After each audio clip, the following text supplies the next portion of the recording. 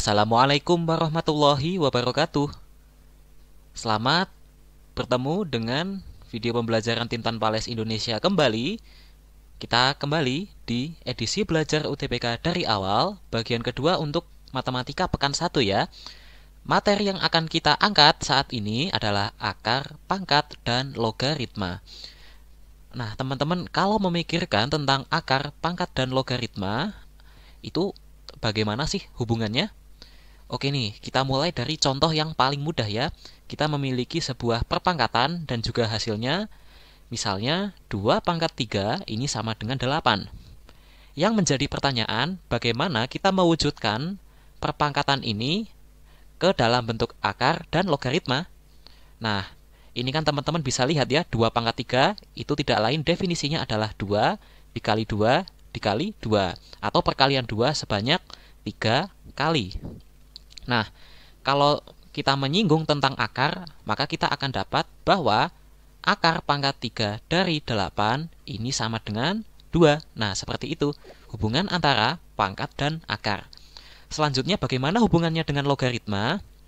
Apabila kita punya nih ya, 2 pangkat 3 sama dengan 8, kalau kita nyatakan dalam notasi logaritma, akan menjadi 2 log 8 hasilnya sama dengan 3. Nah, seperti itu ya. Kalau tadi ini menghasilkan 8 ya, kalau perpangkatan. Kemudian kalau akar ini menghasilkan 2. Kalau dalam logaritma ini menghasilkan 3. Nah, jadi ada 3 buah unsur nih ya. Kita akan tuliskan dalam bentuk huruf saja. Apabila kita memiliki suatu perpangkatan A pangkat B sama dengan C, maka kita bisa tarik suatu bentuk akar, yaitu akar pangkat B dari C ini akan sama dengan A. Kemudian kalau kita tarik ke dalam logaritma, ini akan menjadi A log apa nih? A log C ini sama dengan B. Nah, seperti itu ya teman-teman. Nah, 3 bentuk ini yang saling berkaitan dan saling terikat satu sama lain ya. A ini dalam konsep logaritma kita sebut sebagai basis atau bilangan dasar ya. Atau kalau dalam perpangkatan ini yang menjadi bilangan dasarnya itu adalah huruf A. Selanjutnya sifat-sifat akar dan pangkat ya teman-teman ya.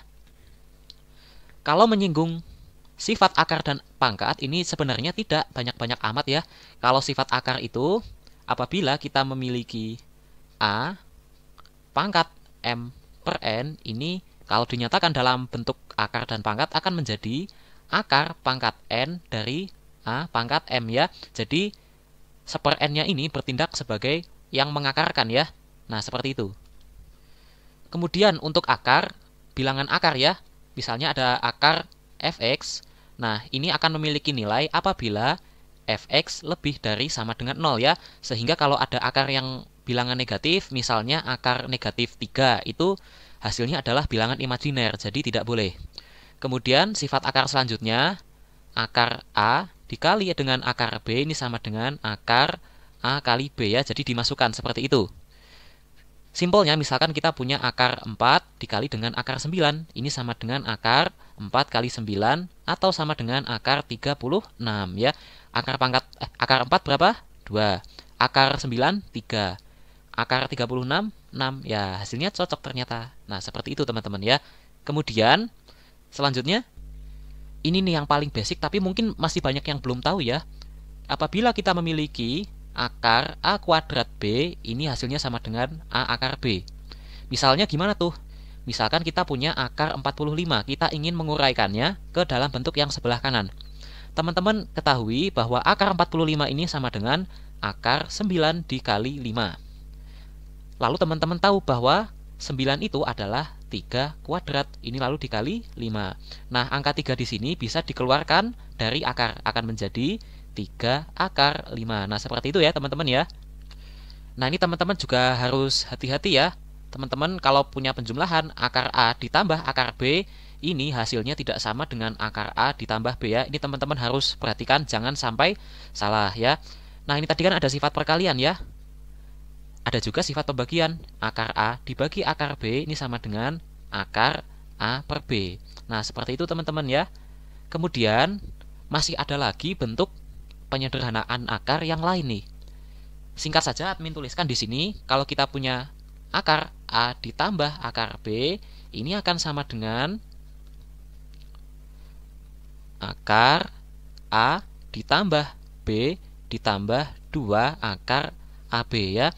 Ini untuk penjumlahan, sedangkan untuk pengurangan akar A dikurangi akar B akan sama dengan akar A ya dikurangi ditambah B ya. Ini dikurangi 2 akar AB. Nah, seperti itu teman-teman ya. Kira-kira gimana contoh soalnya? Nah, misalkan kita punya bentuk akar 6 ditambah 2 akar berapa ya? Akar 5 misalnya. Bagaimana kita menguraikannya? Ini gampang teman-teman ya.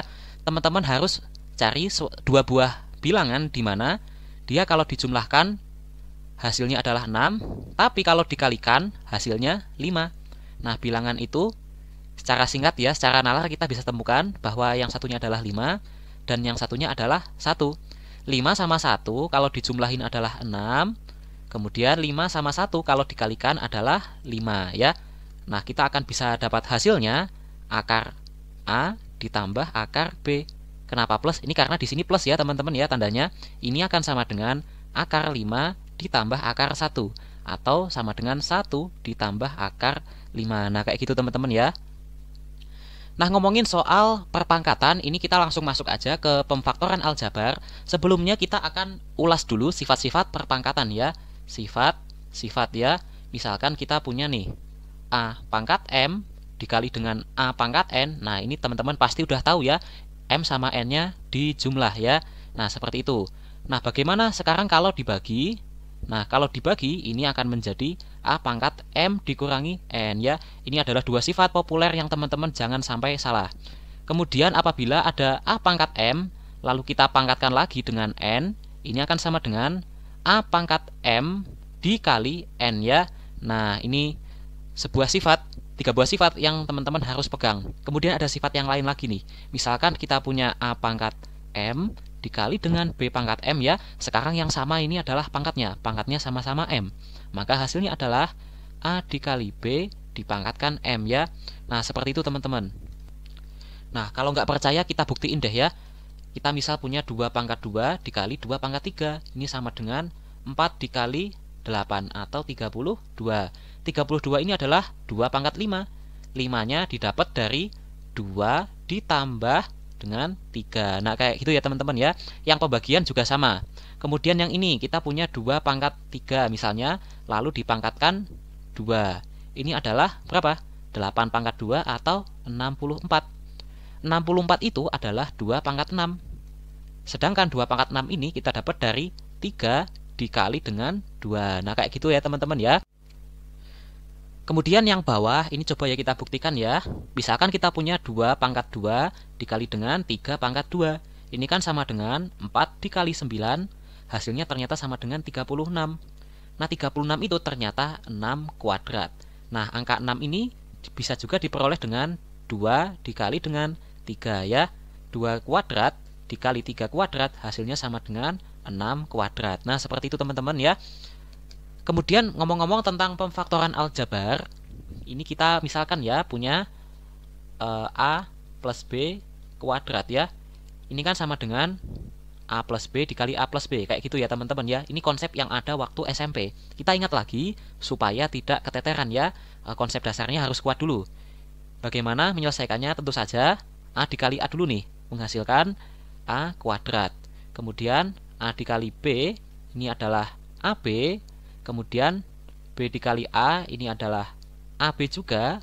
Kemudian B dikali B ini adalah B kuadrat. Secara singkat kita akan peroleh A kuadrat ditambah 2AB ditambah B kuadrat. Ini sama dengan A plus B lalu dikuadratkan. Bagaimana dengan pangkat 3? Nah, A plus B pangkat 3 ini kita langsung singkatnya aja ya. Adalah A pangkat 3 ditambah 3A kuadrat B ditambah 3AB kuadrat ditambah B pangkat 3. Nah, kayak gitu teman-teman ya. Nah, sekarang kalau bagaimana tandanya adalah negatif nih. Misalkan A min B kuadrat nih. Nah, ini kan akan sama dengan berapa nih? A kuadrat min 2AB ditambah B kuadrat. Yang diubah hanya tanda pada 2AB ya. Yang A kuadrat sama B kuadrat itu masih tetap utuh. Coba sekarang kalau kita iseng-iseng mencari B min A kuadrat, ternyata hasilnya B kuadrat ya. B kuadrat dikurangi 2AB ditambah A kuadrat. Oh, ternyata hasilnya sama. A min B dikuadratkan, ternyata hasilnya sama dengan B min A kuadrat. Nah, seperti itu. Lalu bagaimana dengan A min B pangkat 3? Ini akan sama dengan A pangkat 3 dikurangi 3A kuadrat B ditambah 3AB kuadrat dikurangi dengan B pangkat 3. Nah, intinya adalah tandanya kalau ada minusnya itu selang-seling ya.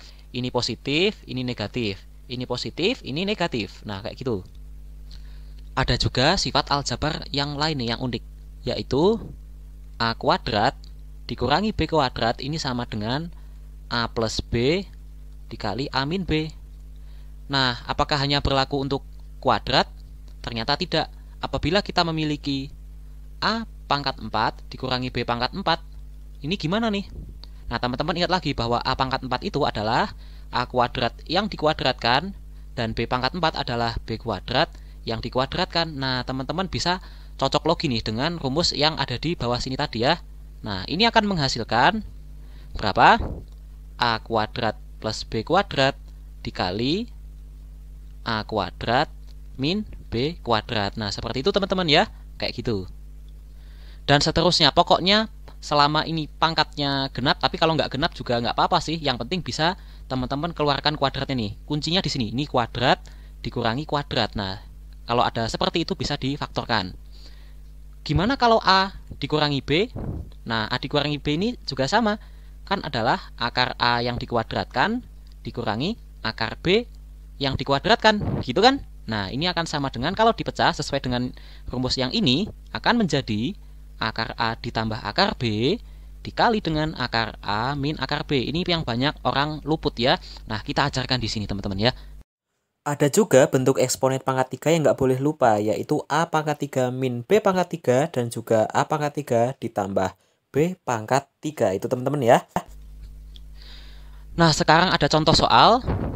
Apabila X ditambah 1 per X sama dengan 14, maka akar X ditambah 1 per akar X ini berapa? Kita akan kerjakan dari belakang ya, dari soalnya dulu. Misalnya akar X, ya, akar X ditambah dengan 1 per X ini adalah suatu bilangan yang asing nih. Misalkan kita anggap sebagai P, ya.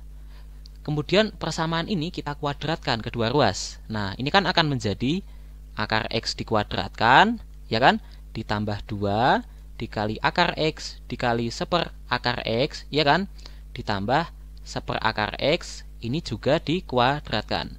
Ini sama dengan P kuadrat. Apa hasilnya?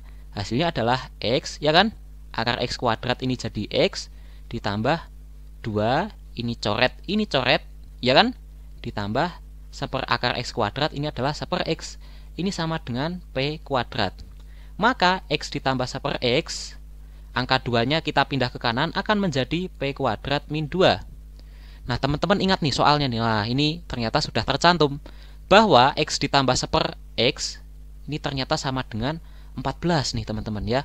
Kita tinggal samain ini sama ini. Nah, kita akan dapat 14 sama dengan P kuadrat min 2. Sehingga 16 sama dengan P kuadrat. Sehingga P-nya kita ambil yang positif, P sama dengan 4 ya. Seperti itu teman-teman. Nah, yang ditanyain apa sih? Yang ditanyain kan adalah akar X ditambah 1 per akar X. Yang tidak lain ternyata kita tadi udah misalkan ternyata adalah P. Nah, maka angka 4 ini adalah jawabannya. Jawabannya yang B. Oke, sampai jumpa pada bab berikutnya. Jangan lupa untuk memberikan like serta subscribe ke channel ini ya teman-teman ya. Terima kasih.